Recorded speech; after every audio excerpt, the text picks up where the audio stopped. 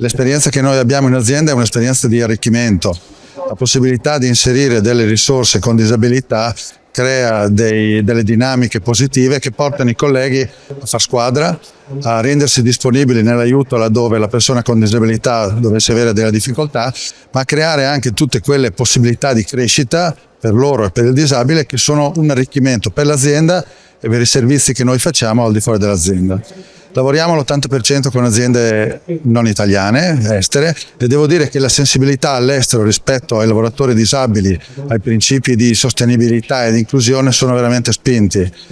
Ci chiedono periodicamente dei report in cui ci chiedono quali sono le attività che le aziende come la nostra mettono in campo nei confronti di questi temi. Per noi è un piacere partecipare agli incontri come questo perché denotano qual è l'attenzione e quale deve essere anche la cultura sempre più diffusa nei confronti dei datori di lavoro, ma nella società in generale.